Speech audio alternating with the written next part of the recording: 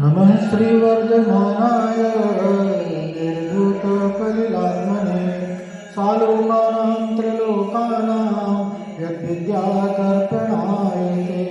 बोले पंच परमेष्ठी भगवान की, अनंतरम से परमेष्ठी भगवान की, कुलनायक पार्श्वनाथ भगवान की, शांतिनाथ भगवान की, शासनायक महावीर भगवान की, गोमटेश्वर बाहुबली भगवान की, 24 तीर्थंकर भगवंतों की, अजर श्री कुंद कुंद गुरुदेव की, अजर श्री समंत जी स्वामी की, अजर गुरुदेव श्री देवानंद जी महाराज जी के, मम गुरुदेव श्री जयवीर जी महाराज जी के, समस्त आचार्यों की, 3 कम 9 गुण महाराजों की, द्वादशांजनवानी माता की, श्री रत्नकर्ण श्रावकाचार्य ग्रंथ की, जैन धर्म की,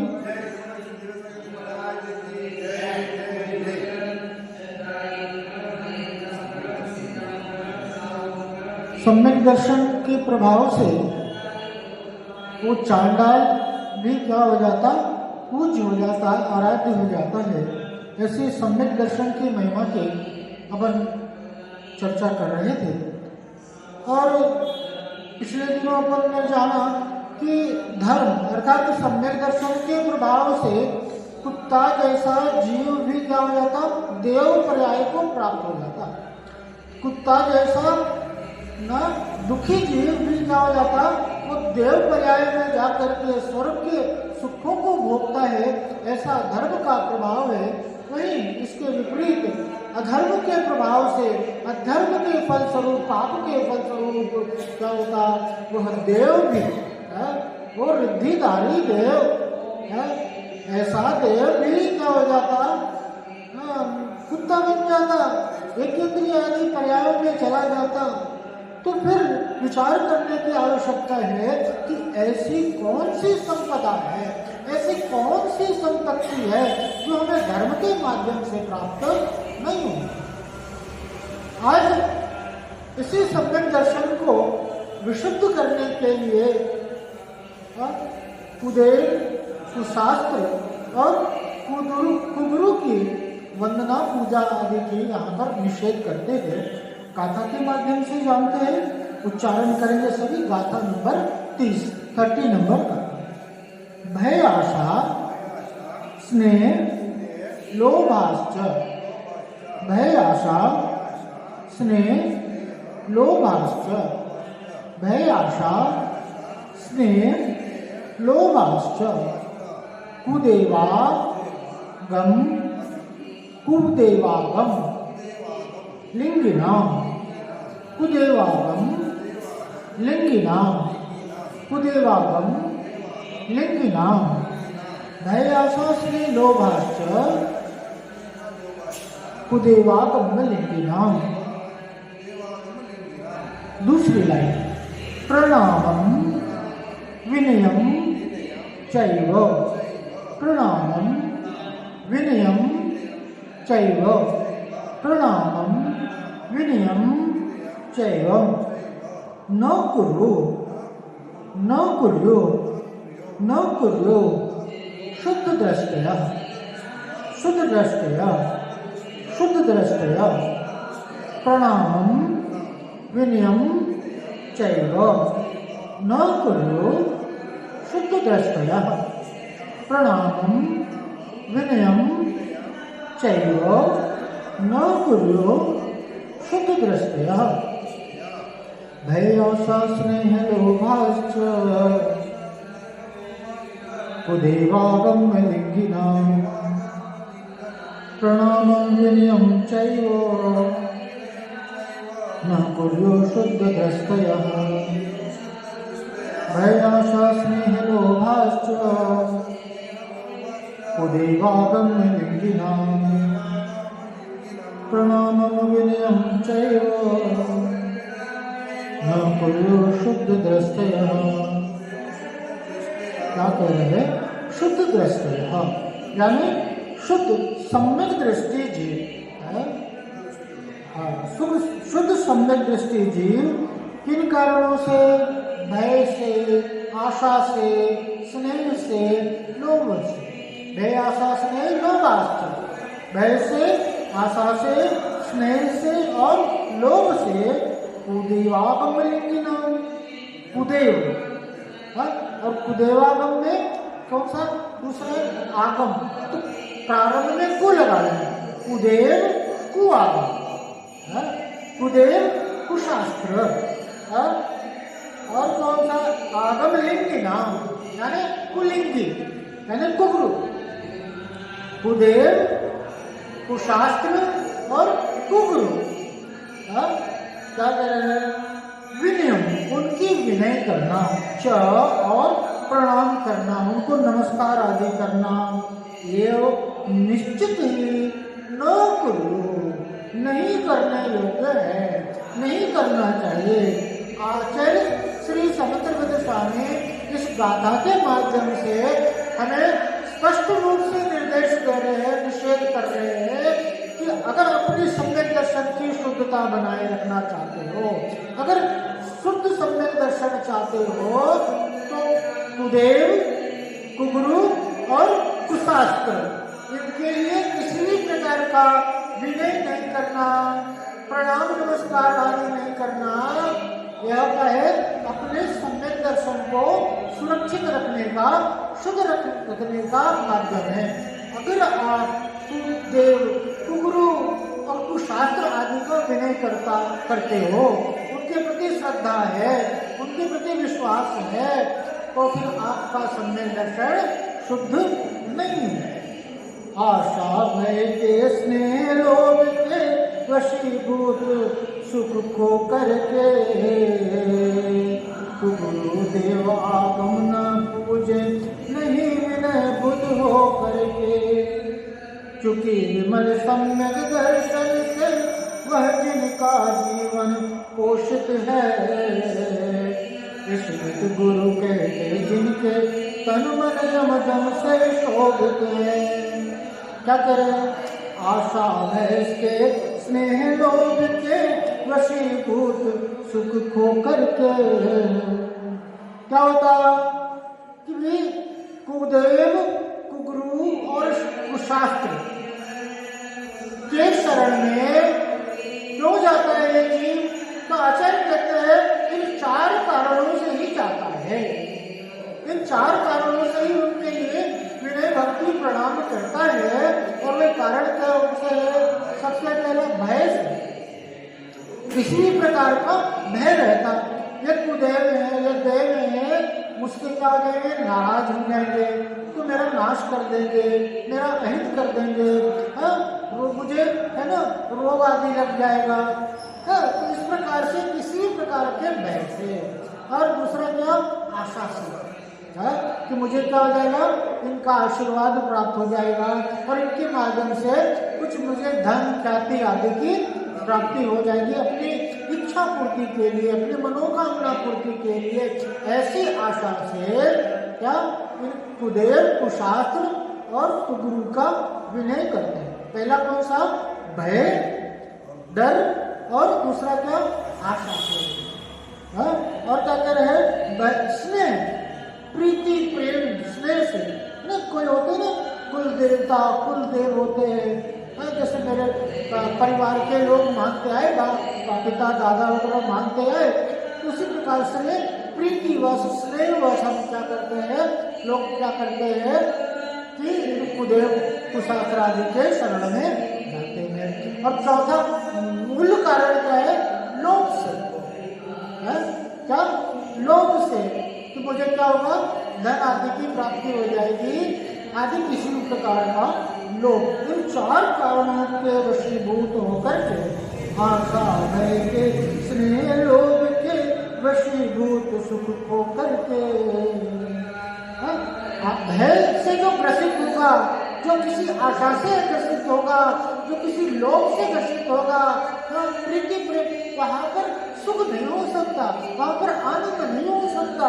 पर ऐसे सुख का, आनंद का अभाव करके, भय आशा स्नेह के वशीभूत होकर के गुरु कुदेव आगम न पूजे नहीं विनय बुद्ध हो करके, क्या करे?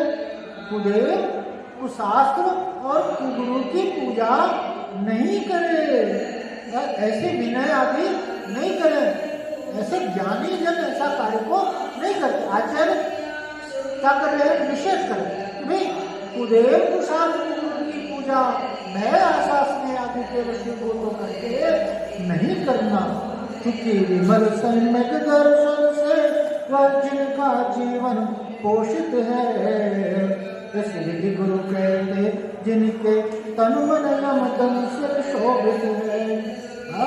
ऐसे परम गुरु, ऐसे सच्चे गुरु हमें क्या कह रहे हैं समय पर लगेगा स्वामी जैसे कि अपने सम्यक दर्शन की शुद्धता तुम्हारी बनी रहेगी।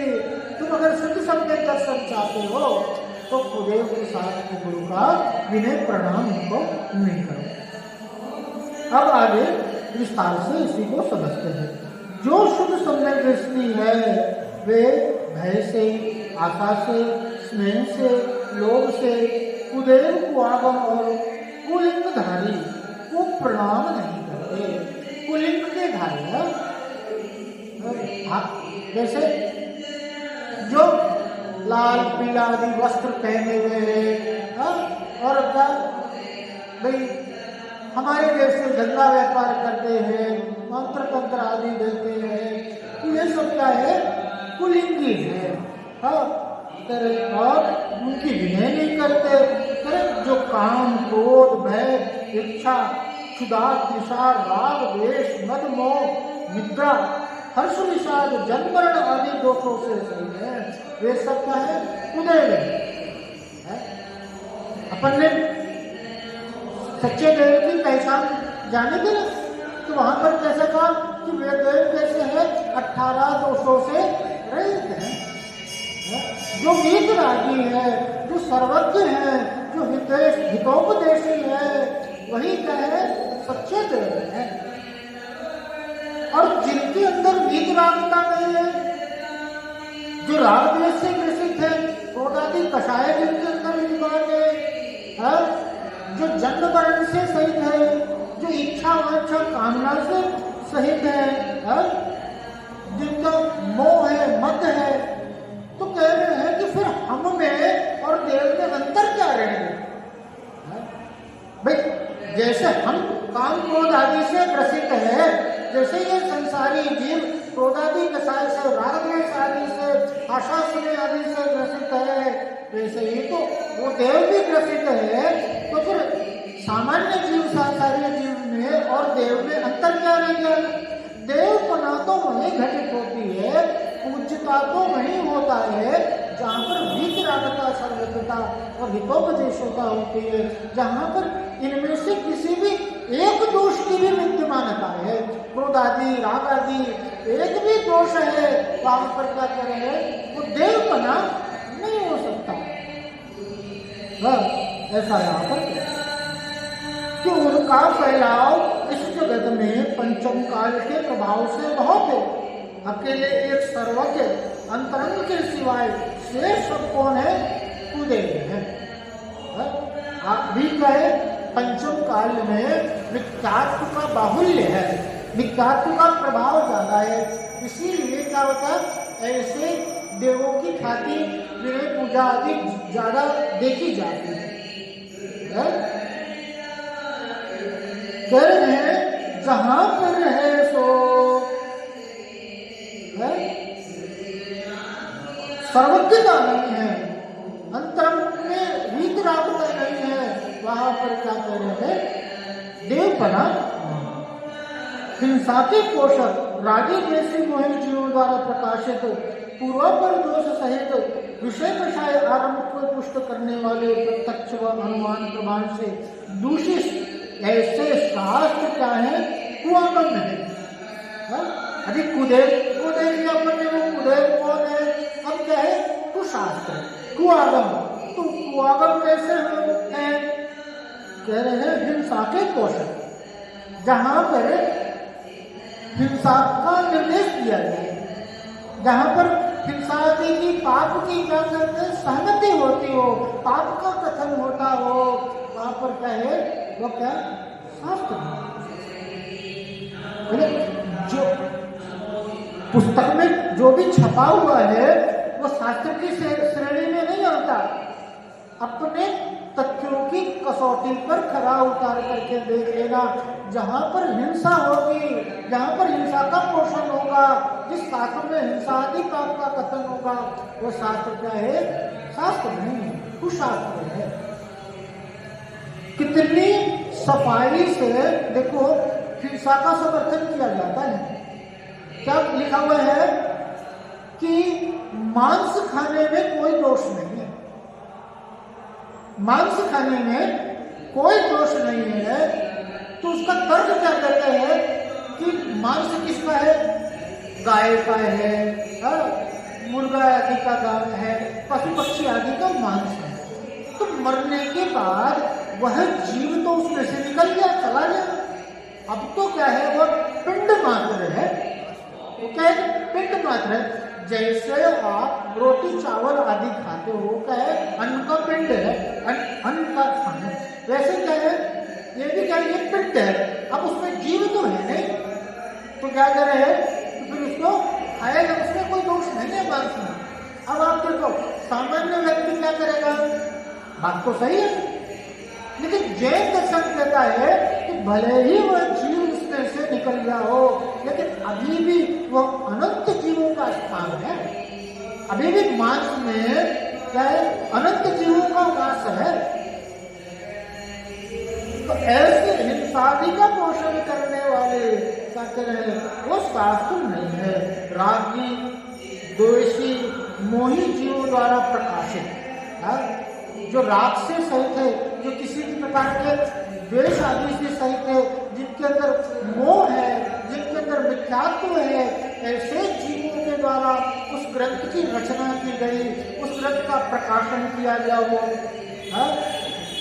और क्या कह रहे हैं कि पूर्वापर दोष से सहित है, किसी भी प्रकार का क्या है? उसमें दोष है, उसमें विरोध आता है। विषय कषाय आरंभ को पुष्ट करने वाले हैं, विषय कषाय की पूर्ति करने वाले, उसमें विषय कषायों का कथन है, श्रृंगार रस, भी कथाओं का कथन है, स्त्री कथा, राज कथा, राजनीति आदि की कथा, चोर की कथा, भोजन आदि की कथा, जहाँ पर भी कथाओं आदि का कथन है। और करें प्रत्यक्ष अनुमान प्रमाण से जो दूषित है, प्रत्यक्ष में जिसमें क्या है? विरोध आता है, प्रमाण आदि के माध्यम से उसमें विरोध आता है, ये सब क्या है? ये कुशास्त्र है, कुआगम है।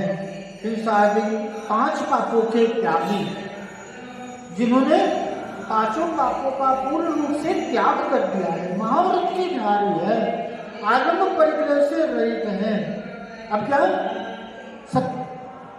सच्चे गुरु का स्वरूप बता रहे हैं।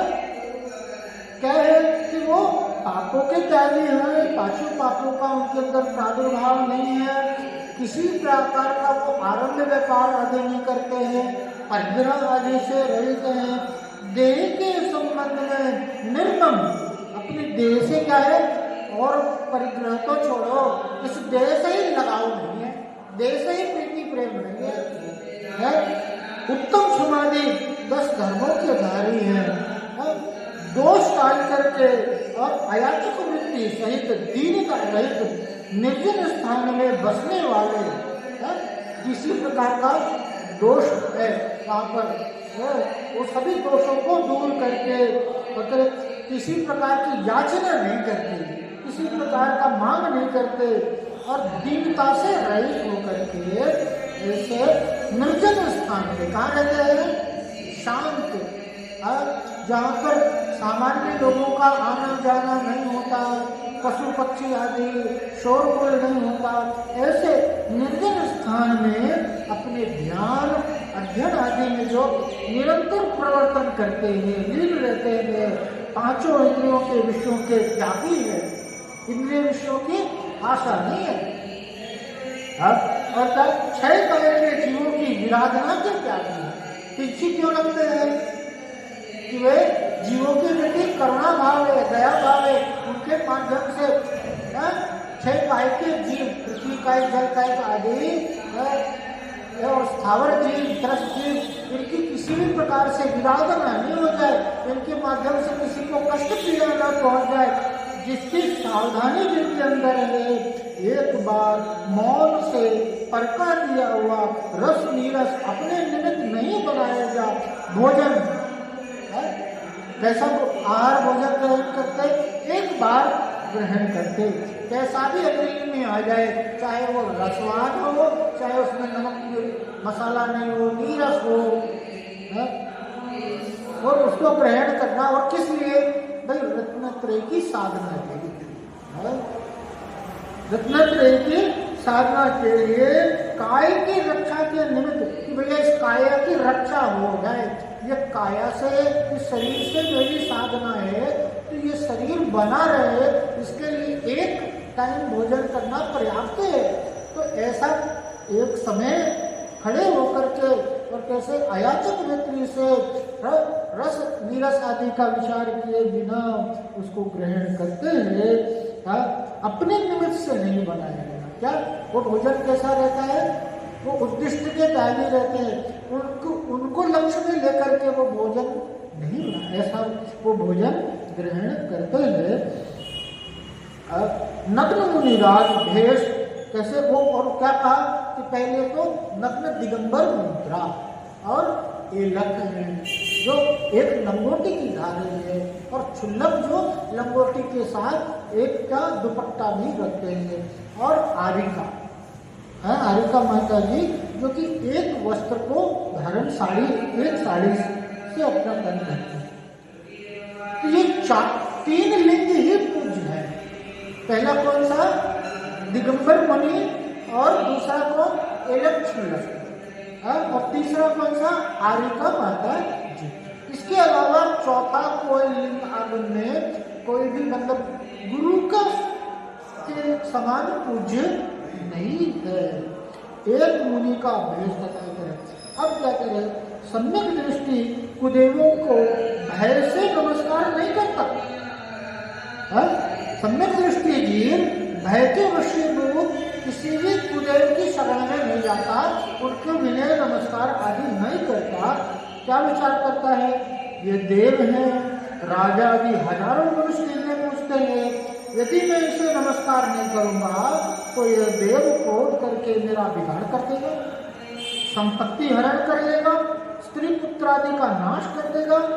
इसी के द्वेष से कारण मुझे रोग हुआ है, दुखी कर रखा है, द्वेष करके अब मेरा और नुकसान करेगा, मुझे रोगी बना देगा।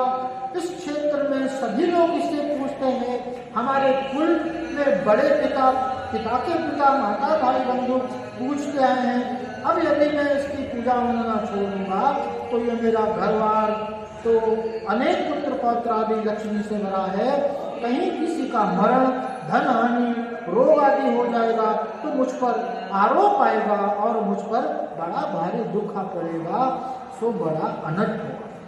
क्या भय से नहीं पूजा करता? इस प्रकार की राजा आदि भी सभी तो इनकी पूजा करते हैं, हमारे नगर के, हमारे राज्य के सभी लोग इनकी पूजा करते हैं। और ये देव क्या होगा? नाराज हो जाएगा तो मेरे स्त्री पुत्र परिवार धन आदि की हानि कर देगा, और क्या मेरे के लिए जो रोग हो गया है वो इसी के कारण हो गया है, ऐसा विचार करता है। और क्या उनकी शरण में भय के माध्यम से नहीं जाता? क्यों? क्योंकि वो जानता है कि मेरे जीवन में जो कुछ भी होता है वो कैसा होता है? कर्म के होने से होता है। मेरे जीवन में कोई भी देवता है, मेरी जो मेरे समझ है, मुझे दुख पीड़ा आदि कोई भी नहीं दे सकता। ये सब क्या है? कर्मों के अधीन है। विचार करता हुआ वो सम्यक दृष्टि है के वशीभूत किसी देव की है तो पूजा आदि नहीं करता। क्या करें? सारा व्यक्ति ऐसा करता है, पहले इस देवता को नहीं मानने वाले को इस देवता ने अंधा कर दिया था, इसकी पूजा करने वाले को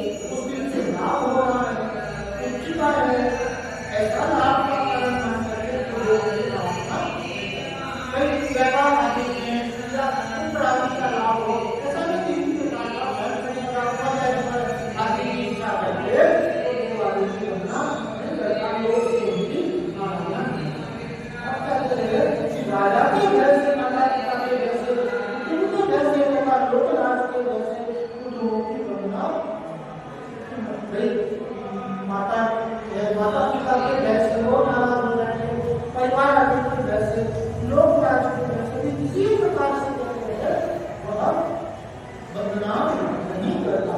अब कहते हैं इस प्रकार जो शास्त्र है वो राम की शिक्षा का पोषण करते हैं। श्रृंगार कथा, युद्ध कथा, स्त्री कथा आदि भी कथा कहने वाले हैं। वस्तु का एकांत रूप वर्णन करने वाले हैं। यज्ञ, होम, मंत्र, तंत्र, यंत्र, वशीकरण, मार्ग उच्चारण आदि महाविद्या के आरंभ करने वाले कुदेव वंदना सत्कार नहीं करता। उनके कदम की रचना की प्रशंसा नहीं करता। संसार में उड़ाने वाले शास्त्र का व्याख्यान आदि कर विख्यात नहीं करता। है आशा से लोगों से छोटे आपन की प्रसिद्धि नहीं है। इसमें इंसानी का पोषण हो, इसमें सिद्धार्थ भ्रष्ट आदि का वर्णन हो, युद्ध आदि की कथा की गई हो, स्त्री आदि की कथा की गई हो, ऐसा और जो इसमें यज्ञ है, होम है, पशुओं का आहुति दी जाती है, ऐसा कथन किया गया हो, तब जो मंत्र आदि का कथन किया गया हो, वशीकरण, मारण, उच्चाटन आदि करते हैं, तो इसका क्या कथन करने वाला जो शास्त्र मुझे संसार में उलझाने वाला है, संसार में भटकाने वाला है, ऐसे शास्त्र का है कि वह वंदना नहीं करता, शास्त्र के कथन नहीं करता। लोगों को क्या करता है शास्त्र का प्रचार प्रसार करना, शास्त्र की प्रशंसा करना और ऐसे शास्त्रों का व्याख्यान करना, ये सब क्या करते हैं किसी भी बहस से आशा करते हैं आदि से छोटे कारण की कथन की प्रशंसा ये सब नहीं करते। मैं तेरे पिता राजा आदि ने इन शास्त्रों से बहुत प्रश्न उठाया। शास्त्रों का वाचन करके, शास्त्रों का वाचन करके धनादि उपार्जन करना हमारा पारिवारिक है, उसका भी कर रहे हैं। और आगे भी हम शास्त्रों के बारे से बहुत अधिक करूंगा, मैं उसकी प्रतिष्ठा बढ़ाऊंगा, जबरदस्ती मैं मान्य हो जाऊंगा, राजा आदि को अपना सेवक बनाऊंगा। ऐसे लोग से सम्यक दृष्टि की शास्त्रों का सेवन नहीं करता।